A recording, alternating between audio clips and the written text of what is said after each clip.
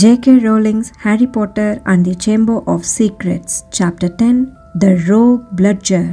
பேரமைதியான நூலகத்துக்குள்ள நுழைஞ்ச உடனேயே அவங்களும் தங்களோட குரல்களை தாழ்த்திக்கிட்டாங்க. நூலகர் மேடம் பின்ஸ் ஒரு கடுகடுப்பான பெண்மணி.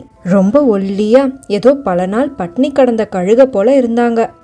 மாஸ்டே பொட்டன் போஷனா அப்படின்னு ரொம்ப சந்தேகத்தோட கேட்ட மேடம் பின்ஸ் ஹெர்மாயினி கையில இருந்த காகித துண்டை வாங்க பார்த்தாங்க. ஆனா ஹெர்மாயினியும் அதை கொடுக்கறதுக்கு தயாரா இருந்த மாதிரியே தெரியல. அது இதை நானே வச்சுக்கலாமான்னு பாக்குறேன் அப்படின்னு மூச்சு விடாம சொன்னா. ஹோ கமான் அப்படின்னு எரிச்சல் அடைஞ்சான். அவ கையில இருந்து அந்த காகிதத்தை பிடுங்கி மேடம் பின்ஸ் கையில திணிச்சான். நாங்க உனக்கு இன்னொரு ஆட்டோகிராஃப் வாங்கி தரோம். கொஞ்ச நேரம் நின்னு கேட்டா லாக்ஹார்ட் எதுல வேணா கையெழுத்து போடுவாரு. மேடம் பின்ஸ் அந்த காகித துண்டை விலக்கொலிக்கு எதிராக தூக்கி பிடிச்சு அது போலியா இருக்குமோன்னு கண்டுபிடிக்க முயற்சி பண்ணினாங்க. ஒரு வழியா அந்த கையெழுத்து சோதனையில இருந்தெல்லாம் தப்பிச்சிடுச்சு. அவங்க ரொம்ப கடுகடுப்பான முகத்தோட அந்த இடத்துல இருந்து நகர்ந்து உயரமான புத்தக அலமாரிகளுக்கு நடுவுல போய் மறைஞ்சிட்டாங்க. ரொம்ப நேரத்துக்கு அப்புறம் திரும்பி வந்த மேடம் பின்ஸ் பூஞ்சை பிடிச்ச தோற்றத்தோட இருந்த ஒரு மிகப்பெரிய புத்தகத்தை கையில தூக்கிட்டு வந்தாங்க. ஹெர்மாயினி ரொம்ப கவனத்தோட அந்த புத்தகத்தை வாங்கி தன்னோட பைக்குள்ள வச்சுக்கிட்டதும் ரொம்ப அவசரமா அந்த இடத்த விட்டு கிளம்புறாங்கிற தோற்றம் இல்லாமலும் ரொம்ப கவனமா நடையில குற்ற உணர்ச்சியை கலக்காம இருக்கவும் முயற்சி பண்ணி அந்த இடத்த விட்டு கிளம்புனாங்க. 5 நிமிஷத்துக்கு அப்புறமா மோர்னிங் மிட்டலோட அவுட் ஆஃப் ஆர்டர் பாத்ரூம்குள்ள போய் கதவை சாத்திக்கிட்டாங்க.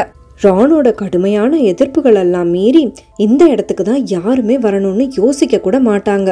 அதனால நமக்கு யாராலையும் எந்த தொந்தரமும் வராதுன்னு ஹெர்மாயினி வலியுறுத்தி சொல்லிட்டா. மோர்னிங் மிட்டல் ஒரு சிற்றறையில உட்காந்து நல்லா சத்தமா அழுதுகிட்டு இருந்தா. ஆனா அவ அழுகையெல்லாம் அவங்க கண்டுக்கவே இல்ல. அவளும் அவங்கள கண்டுக்கலங்கிறது தான் உண்மையும் கூட. ஹெர்மாயினி அந்த மாஸ்டே பொட்டன் போஷன்ஸ் புத்தகத்தை ரொம்ப கவனமா திறந்தா. ஈரப்புள்ளிகள் நிரம்பி இருந்த அந்த புத்தக பக்கங்களை 3 பேரும் குனிஞ்சு பார்த்துக்கிட்டு இருந்தாங்க. அந்த புத்தகம் ஏன் நூலகத்தோட தடை செய்யப்பட்ட பகுதியில இருந்ததுங்கிறதுக்கான காரணம் தெளிவா தெரிஞ்சது. அதுல போட்டிருந்த சில போர்ஷன்ஸோட விளைவுகள் எல்லாம் யோசிக்க கூட ரொம்ப அருவருப்பா இருந்தது. மேலும் அருவருக்கத்தக்க வரைபட விளக்கங்கள் வேற. அதுல ஒரு மனுஷனோட உள்ளுறுப்புகள் எல்லாம் வெளியே தெரியற மாதிரியும் ஒரு சூனியக்காரியோட தலையிலிருந்து கூடுதல் கைகள் முளைச்சு வந்த மாதிரியும் வரையப்பட்டிருந்தது. பாலிஜூஸ் போஷன்னு எழுதியிருந்த பக்கத்தை கண்டுபிடிச்சதும் இதோ இங்க இருக்கு அப்படின்னு ஹெர்மாயினி ரொம்ப உற்சாகத்தோட சொன்னா. புத்தகத்தோட அந்த பக்கம் ஒரு மனுஷன் வேற ஒரு மனுஷனா மாறிக்கிட்டு இருக்கிறத காட்டுற மாதிரியான வரைபடங்களாலேயே அலங்கரிக்கப்பட்டிருந்தது. அந்த மனுஷங்களோட முகத்துல தெரிஞ்ச வலி நிச்சயமா அந்த ஓவியரோட கற்பனையாதான் இருக்கணும் அப்படின்னு ஹாரி உறுதியா நம்பினான். அவங்க அந்த போஷன் தயாரிக்கிறதுக்கு தேவையான பொருட்களை ஆராய்ஞ்சபடியே நான் இதுவரை பார்த்ததுலயே ரொம்ப கடினமான போஷன் இதுதான் நினைக்கிறேன் அப்படின்னு ஹெர்மாயினி சொன்னா.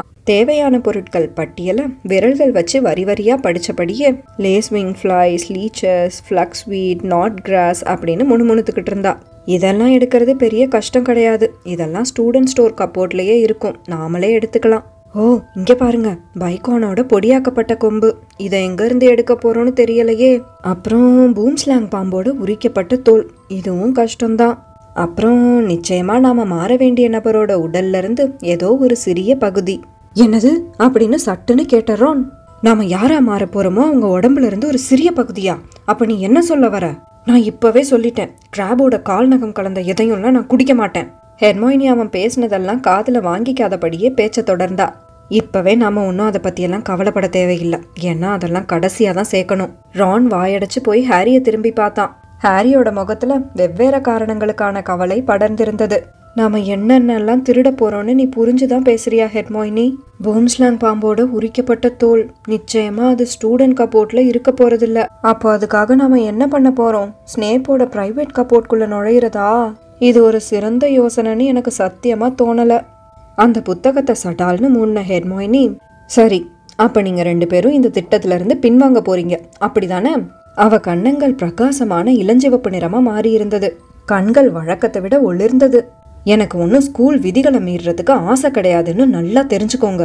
மக்கள் பான்ஸை அச்சுறுத்துறது கூட ஒப்பிட்டா இப்படி ஒரு கடினமான போஷனை காய்ச்சறது எவ்வளவோ பரவாயில்ல. உங்க 2 பேருக்கும் மால்ஃபாய் தான் இது அத்தனைக்கும் காரணம்னு கண்டுபிடிக்க வேண்டாம்னா சொல்லுங்க.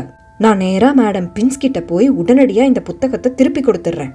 ஸ்கூல் விதிகளை மீறதுக்கு நீ எங்களை வற்புறுத்துற ஒரு நாள் வரும்னு நான் கனவுல கூட நினைச்சு பார்த்ததில்ல அப்படின்னா ரான். சரி நம்ம இதை பண்ணுவோம், ஆனா கால் விரல் நகம்லாம் கிடையாது, சரிதானே? ஹெர்மாயினி ரொம்ப சந்தோஷமா மறுபடியும் அந்த புத்தகத்தை திறந்து பார்த்துக்கிட்டு இருந்தப்போ, சரி எப்படியும் இந்த போர்ஷனை காய்ச்சி முடிக்க நமக்கு எவ்வளோ காலம் ஆகும் அப்படின்னு ஹாரி கேட்டான். அது ஃப்ளக்ஸ் வீடை முழு நிலவு நாள் அன்னைக்கு தான் பறிக்க முடியும். லேஸ் விங்ஸை 21 நாட்கள் சுண்ட காய்ச்சணும். அப்படி பார்த்தா தேவையான பொருட்கள் எல்லாமே கிடைச்சிருச்சுன்னா 1 மாசத்துல எப்படியும் தயாராயிடும். 1 மாசமா அப்படின்னு சொன்ன ரான், அதுக்குள்ள மால்ஃபாய் ஸ்கூல்ல இருக்க பாதி மக்குல் பான்ஸ் மேல தாக்குதல் நடத்திடுவான். ஆனா ஹெர்மாயினியோட கண்கள் ஆபத்தான வகையில மறுபடியும் குறுகுனதை பார்த்து, சரி நம்ம கிட்ட இருக்க சிறந்த திட்டம் இது ஒண்ணுதான். ஒரு வழியா அந்த பாத்ரூம்ல இருந்து வெளியே ஆள் நடமாட்டம் இல்லையான்னு ஹெர்மாயினி சோதிச்சு பார்க்க போனப்போ, ரான் ஹாரி காதுல, நாளைக்கு மட்டும் மால்ஃபாயை நீ துடைப்பத்துல பறந்துகிட்டு இருக்கப்ப கீழே தள்ளி விட்டுட்டேன்னு வச்சுக்கோ, நமக்கு இருக்க அத்தனை சிக்கலையும் தவிர்த்திடலாம் அப்படின்னு சொன்னான்.